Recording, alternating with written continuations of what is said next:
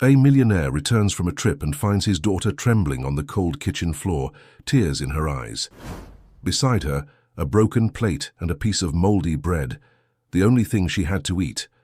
What he discovers about the stepmother is cruel shadows in silk. Chapter 1. The Return. The New York skyline glittered against the midnight sky as Ethan Miller's private jet touched down at JFK Airport. After 2 exhausting weeks closing deals across Europe, the tech mogul's thoughts were consumed by only one thing: seeing his 6-year-old daughter, Sophie. He checked his watch, 2:17 a.m. Despite the hour, excitement quickened his pulse. He hadn't told Rebecca, his new wife of 8 months, about his early return, hoping to surprise both her and Sophie. "Welcome back to New York, Mr. Miller," his driver said, taking his luggage. "Thanks, Charles. Straight home, please. I can't wait to see my little girl." The Bentley glided through the empty Manhattan streets toward his penthouse overlooking Central Park. Ethan scrolled through photos of Sophie on his phone, her golden curls and bright blue eyes, a mirror of her late mother's, making his heart ache with longing. The business trip had been longer than usual, and their nightly video calls had seemed stilted, with Sophie appearing unusually subdued. When they arrived at his building, Ethan dismissed Charles and took the private elevator to the top floor.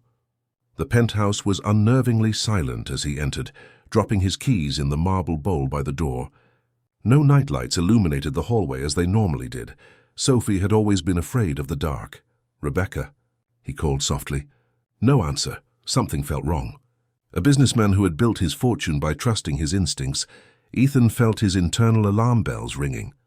He moved through the dimly lit apartment, past the lavish living room where Rebecca's designer magazines lay perfectly arranged, toward Sophie's wing. Her bedroom door stood open, the princess canopy bed impeccably made, too perfect as if untouched. The stuffed elephant he'd bought her in London last Christmas sat prominently displayed on her pillow, though Sophie never slept without it clutched to her chest. "Sophie?" Ethan whispered, his concern mounting. A faint whimper drew him toward the kitchen. As he rounded the corner, the sight before him knocked the air from his lungs. There on the cold marble floor, curled up on a flattened cardboard box that had once held Rebecca's imported Italian shoes, was Sophie. Her tiny body shivered despite the cashmere blanket draped haphazardly over her. Her blonde curls were tangled and unwashed, her cheeks hollow. Beside her sat a cracked plastic plate with dried rice and what appeared to be moldy bread. Her feet, peeking out from beneath the blanket, were tinged an alarming bluish purple from the cold. "Sophie!" Ethan rushed to her, falling to his knees. The little girl startled awake, her eyes widening in fear before recognition dawned. "Daddy?" she whispered, her voice cracking. "You came back?" "Of course I came back, Princess. What are you doing here? Where's Rebecca?" Sophie's eyes darted nervously toward the master bedroom. "She's sleeping. She said, I don't deserve a warm bed. That little girls who can't behave should eat old food and sleep on the floor." Horror bloomed in Ethan's chest as he gently lifted his daughter. She winced, holding her stomach. "Are you hurt, baby?" "My tummy hurts, Daddy. The bread tasted funny, but she made me eat it. She said it's all I deserved." The world tilted around him. As a tech pioneer who had navigated countless business crises, Ethan had never felt so utterly unprepared as in this moment. Sophie whimpered again, and instinct took over. He wrapped her securely in his cashmere coat and carried her to the door. "We're going to the hospital, sweetheart," he murmured, kissing her forehead, which felt alarmingly warm against his lips. "Everything's going to be okay now." As they waited for the elevator, Sophie clung to him with surprising strength for her weakened state. "She said you weren't coming back," she whispered. "She said you didn't want me anymore." Ethan's vision blurred with tears. "That's not true, Sophie. I will always come back for you. Always." The elevator doors opened, and as they descended toward the lobby, Ethan's mind raced. The woman sleeping in his bedroom was not the charming, refined woman he'd married after a whirlwind courtship. Who was Rebecca Miller, really? And what else had been happening in his home during his frequent absences? One thing was certain: nothing would ever be the same again. Chapter 2. Hidden Truths. The Fluorescent Lights of Manhattan Memorial. Hospital cast harsh shadows across Sophie's pale face as doctors examined her. Ethan paced the pediatric emergency room, his phone pressed to his ear. "I need you here now, James," he told his attorney, his voice low and controlled despite the rage building inside him. "Something terrible has been happening to Sophie." Dr. Olivia Winters, the pediatrician on call, approached with a clipboard and a grave expression. "Mr. Miller, we need to talk privately." In a small consultation room, Dr. Winters didn't mince words. "Your daughter is suffering from malnutrition, gastritis from consuming spoiled food, and shows signs of prolonged neglect." She flipped through her notes. "There are marks on her wrists and ankles consistent with restraint, delayed speech development, and indicators of severe emotional distress." Each word was a knife in Ethan's heart. "How long?" he managed. "This isn't recent, Mr. Miller. Based on her condition, I'd estimate months of inadequate care. We're legally required to report this to Child Protective Services." The room spun around him. How had he not noticed? The video calls where Sophie seemed withdrawn. The way Rebecca always controlled the conversation. Sophie's increasing reluctance to talk about home life. "I've been traveling extensively for work," he explained, self-loathing evident in his voice. "Sophie's been with my wife, Rebecca." "I had no idea." Dr. Winters' expression softened slightly. Sometimes abusers are skilled at hiding their behavior, especially from the other parent. What matters now is protecting Sophie. When James Patterson, Ethan's attorney and oldest friend, arrived, his normally unflappable demeanor cracked at the sight of Sophie sleeping in the hospital bed, IV fluids dripping into her tiny arm. "Jesus, Ethan," he whispered. "What happened?" Over the next hours, as Sophie slept under sedation, Ethan outlined everything, finding her on the kitchen floor, the moldy bread, her frightened whispers. James took detailed notes, his face growing darker with each revelation. "I need to know everything that's been happening in my home," Ethan said. "I have a state-of-the-art security system. There must be footage." While Sophie remained under medical observation, Ethan and James returned to the penthouse. Rebecca was gone. Her closet emptied of her designer clothes, her personal items vanished as if she'd never existed. Only a note remained on the kitchen counter. "You should have stayed away longer." The security footage was worse than Ethan could have imagined. Hours of video showed Rebecca pushing Sophie, denying her food, locking her in closets and forcing her to stay alone for extended periods. In one particularly disturbing clip, Rebecca handed Sophie visibly moldy bread and watched coldly as the child reluctantly ate it. "She was poisoning my daughter," Ethan whispered, his hands shaking as he forwarded through weeks of footage. "Right under my nose." James placed a steadying hand on his shoulder. "We're building a case, Ethan. She won't get away with this." Bank statements revealed another layer of betrayal. While Ethan had provided Rebecca with a monthly allowance meant partly for Sophie's care, the statements showed excessive spending on luxury items, designer clothes, spa treatments, jewelry, and not a single expense related to Sophie. Meanwhile, Sophie's private preschool reported her frequent absences, coinciding perfectly with Ethan's business trips. The final blow came when they reviewed the audio from Sophie's room. Rebecca's voice, usually so elegant and measured, took on a chilling tone as she spoke to the child. "Your daddy only loves his work. He traveled to get away from you. No one wants a difficult little girl like you. That's why you deserve this old food and cold floor." Ethan collapsed into a chair, overwhelmed by guilt and rage. "I brought this woman into our home. I left my daughter with her." "This isn't your fault," James insisted. "Rebecca is a master manipulator. Even I was fooled by her charm."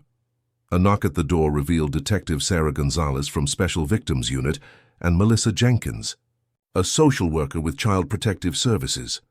"We need to ask you some questions, Mr. Miller," Detective Gonzalez said, "and we'll need access to all your security footage." As Ethan led them to his home office, his phone rang, the hospital. Sophie had awakened and was asking for him. "I'll handle things here," James assured him. "Go be with your daughter." Driving back to the hospital, Ethan made a silent vow. He would devote his life to healing the damage Rebecca had done, and no one would ever hurt his little girl again.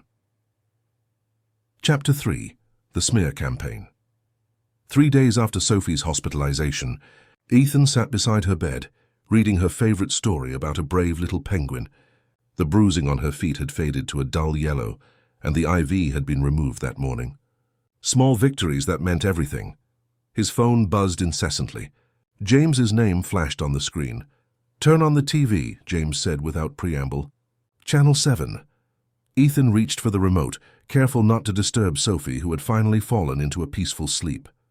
The television flickered to life, and there was Rebecca, her eyes artfully reddened, her usually perfect makeup subtly smudged to suggest distress, while still looking camera-ready. "I've been afraid to come forward," she told the sympathetic interviewer from a popular morning show. "Ethan Miller isn't the tech genius philanthropist everyone thinks he is. Behind closed doors, he's unstable, controlling, and dangerous." The coffee cup nearly slipped from Ethan's hand. Rebecca dabbed at her eyes with a tissue. "He's always been obsessed with his work, neglecting little Sophie for months at a time. I tried my best to compensate for his absence, to give that poor child the love she desperately needed." Her voice broke perfectly. "When he was home, his mood swings terrified us both. Now he's fabricated these horrible accusations against me to hide his own failures as a father." The interviewer leaned forward. "Are you saying Ethan Miller is using his wealth and power to silence you?" "That's exactly what I'm saying. He's trying to destroy me because I threatened to expose his neglect. I'm speaking out now because I fear for Sophie's safety." The segment cut to a photo of Ethan looking stern at a business meeting, contrasted with an image of Rebecca volunteering at a children's charity event, an event Ethan now realized she had specifically orchestrated for photo opportunities. James's voice came through the phone. "She's playing this perfectly, Ethan. She got ahead of the story." Within hours, the interview went viral. Truth about Ethan Miller trended on social media. Old business rivals seized the opportunity to share stories of Ethan's ruthless business tactics, reframed now as evidence of his character. Former employees with grudges emerged with vague statements about his intense personality. The narrative was building rapidly. Tech titan uses wealth to cover up domestic failures and blame innocent wife.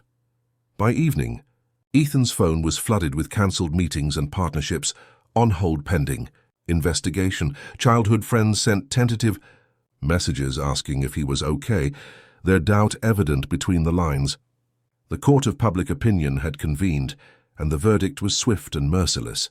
"She's been planning this for months," James said, as they huddled in Sophie's hospital room, speaking quietly, while a child psychologist worked with her in the playroom down the hall.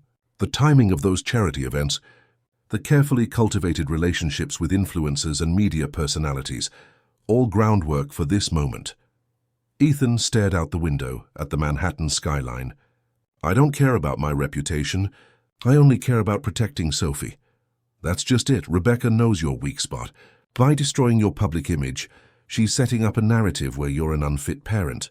She's trying to manipulate the custody situation before it even begins."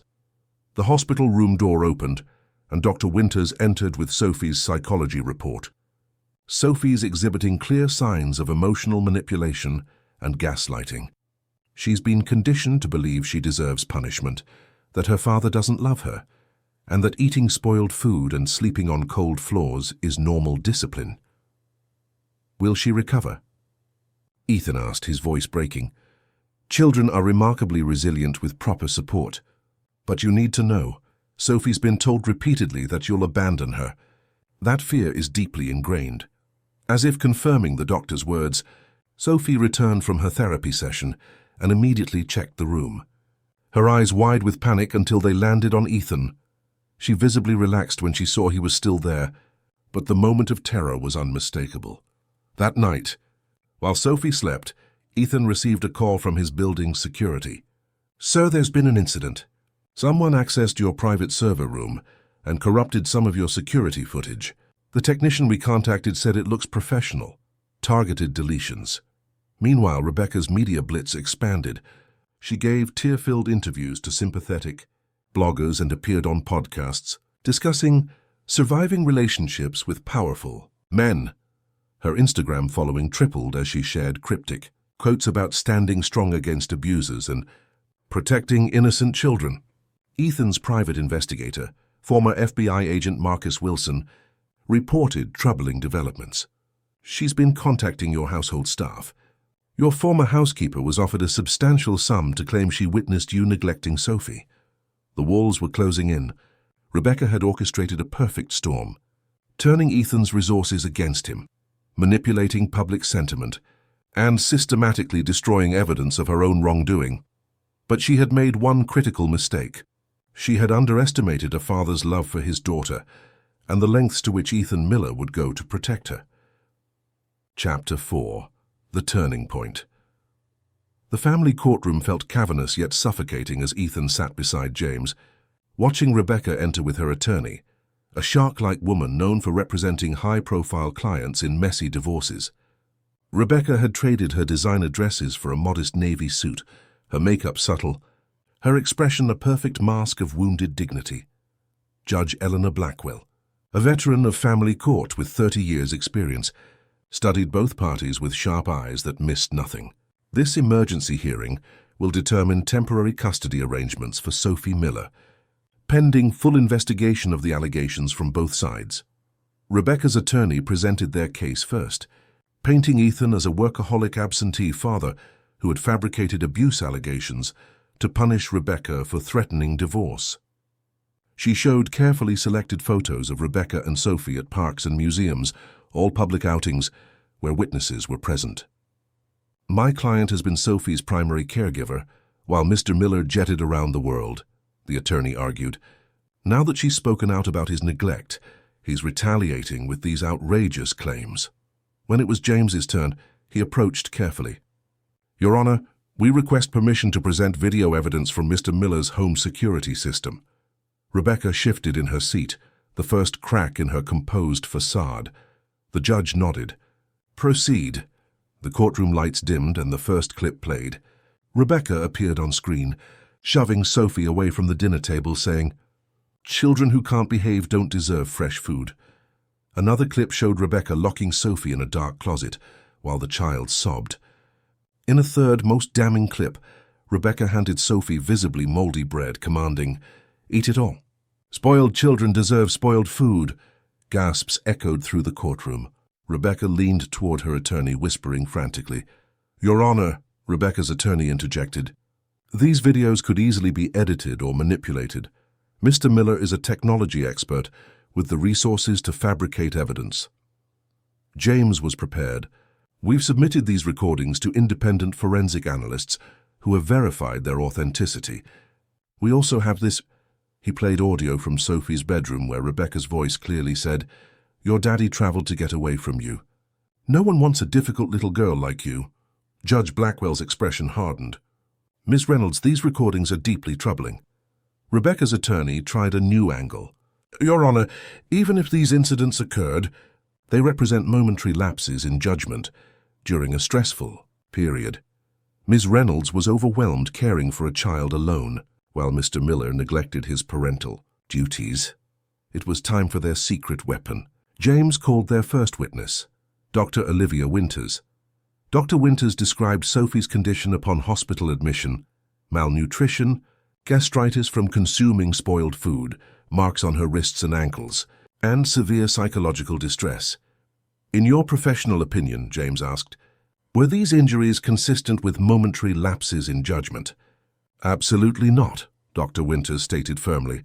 "Sophie's condition indicates prolonged, systematic neglect and abuse. Her malnutrition didn't happen overnight. The psychological conditioning she experienced took consistent reinforcement over months." Next came Sophie's preschool teacher, Ms. Thompson, who testified about the child's declining condition. Sophie would come to school exhausted, often falling asleep in class. She hoarded food in her pockets and became withdrawn. When I expressed concerns, Ms. Reynolds always had charming explanations that Sophie was difficult and prone to exaggeration. The social worker who had visited the penthouse described finding Sophie's bed covered in dust, toys untouched for months, and moldy food hidden in containers. Throughout the testimony, Rebecca's expression shifted from indignant to worried. When Marcus Wilson, Ethan's investigator, took the stand, her face drained of color. "We've uncovered Ms. Reynolds' pattern of relationships with wealthy men," Marcus explained. "She has a history of targeting successful businessmen, isolating them from family, and attempting to control their assets. He presented financial records showing Rebecca had established a secret offshore account, transferring funds during Ethan's business trips. We've also recovered deleted messages revealing her plans to, quote, get rid of the Sophie problem and secure access to Ethan's fortune. The final blow came from an unexpected source. Rebecca's former assistant Taylor approached James during a recess. I can't stay silent anymore, she told the court. She described witnessing Rebecca's cruel treatment of Sophie and presented recordings she'd secretly made after becoming concerned, recordings of Rebecca telling a friend, spoiled kids need to learn to eat what's left. Even old bread will do. Rebecca's carefully constructed facade crumbled. She launched into a tirade, accusing everyone of conspiring against her. You don't understand what it's like dealing with his brat. She was in my way. Everything was supposed to be perfect. Judge Blackwell silenced the outburst with a sharp gavel strike. That's quite enough, Ms. Reynolds. Her ruling was decisive. Ethan received temporary full custody, while Rebecca was barred from contacting Sophie and placed under investigation for child endangerment and financial fraud. As Rebecca was led from the courtroom, her public mask completely shattered, she hissed at Ethan, "This isn't over." But looking at the mountain of evidence against her, Ethan knew it was. The truth had prevailed. Outside the courthouse, away from the press, Ethan knelt before Sophie, who had been waiting with a court-appointed guardian. "We're going home, sweetheart. Forever?" she asked, her voice small but hopeful. "Forever," Ethan promised. "Just you and me." Chapter 5. Healing Light. 6 months transformed the Miller penthouse from a cold showcase of wealth into a warm home filled with laughter. Gone were the minimalist white furniture and fragile art pieces Rebecca had insisted upon. In their place stood comfortable couches strewn with colorful pillows, walls adorned with Sophie's artwork, and shelves lined with children's books and toys. Ethan stood at the kitchen counter, carefully arranging heart-shaped pancakes on a plate while fresh strawberries simmered in a pot. The aroma of vanilla and cinnamon filled the air. "Is breakfast ready yet, Daddy?" Sophie padded into the kitchen, her teddy bear, restored and cleaned, clutched to her chest. Her cheeks had regained their fullness. Her blue eyes now sparkled with life, and her golden curls bounced with each step. "Almost done, Princess. Did you sleep well in your blanket fort?" Sophie nodded enthusiastically. Their Thursday night tradition of building elaborate blanket forts in the living room and sleeping there together had become sacred, one of many new rituals that helped rebuild Sophie's sense of security and trust.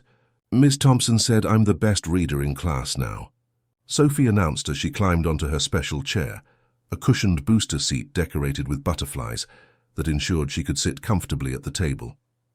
"That's wonderful. I'm so proud of you." Ethan placed the pancakes before her, watching with quiet joy as she eagerly reached for her fork, no longer hesitating or asking permission before eating, no longer hiding food in her pockets for later. The final custody hearing had concluded 3 months earlier, awarding Ethan permanent sole custody. Rebecca had been ordered to undergo psychological evaluation and treatment alongside serving community service. The financial investigations had revealed a pattern of fraud that resulted in restitution payments, but most importantly to Ethan, a permanent restraining order, preventing her from coming near Sophie. Life had changed dramatically for Ethan as well. He had stepped back from day-to-day operations of his company, appointing a trusted COO while he focused on what truly mattered. His home office had been relocated to a room adjacent to Sophie's playroom, allowing him to work when necessary, while remaining accessible.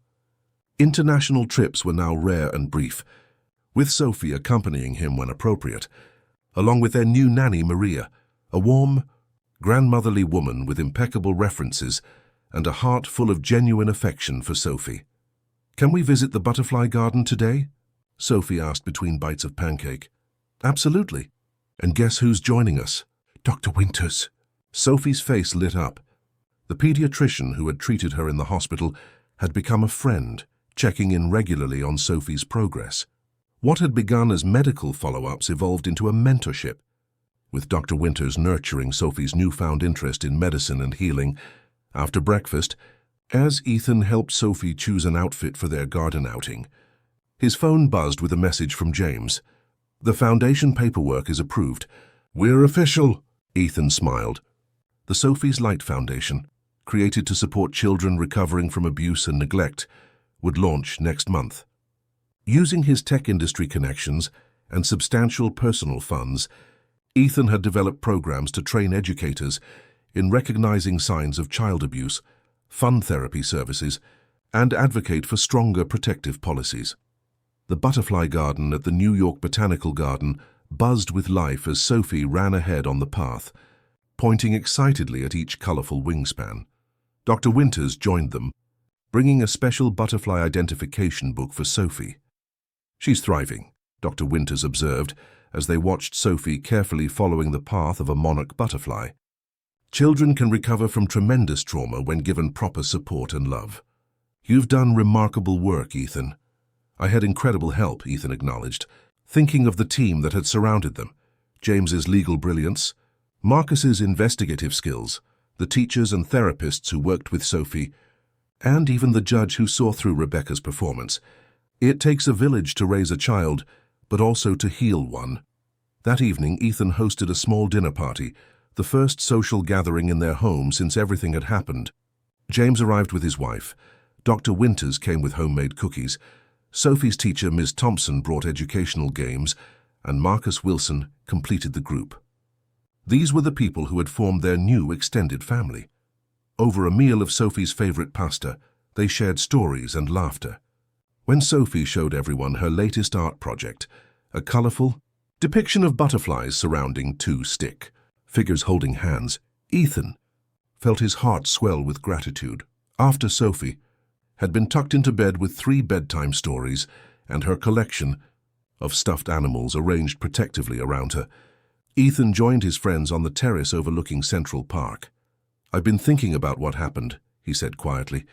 "How I missed the signs, how I prioritized work over being present." "Don't go down that road again," James cautioned. "You couldn't have known." "I'm not beating myself up," Ethan clarified. "I'm acknowledging that success isn't measured in deals closed or millions earned. It's measured in moments present, in protection provided, in love given freely." He raised his glass. "To second chances and new beginnings." As his friends departed, Ethan checked on Sophie one last time. She stirred slightly as he adjusted her blanket. "Daddy?" she murmured sleepily. "Thank you for not making me eat old bread anymore." Tears welled in his eyes as he kissed her forehead. "Never again, my brave girl. Never again." The old grandfather clock in the hallway, a replacement for the one Rebecca had chosen, chimed softly, marking not just the hour, but a new chapter. The restored teddy bear watched over Sophie from its place of honor beside her pillow. Her art supplies waited on her desk for tomorrow's creations, bright colors ready to bring new visions to life. Ethan Miller had once measured success by technological innovations and profit margins. Now he measured it by his daughter's smiles, by nightmares that came less frequently, by the trust slowly rebuilding in her eyes. He understood at last that true wealth wasn't in his bank accounts, but in the healing of his daughter's heart, and in the promise of a future where she would never again question her worth or her father's love.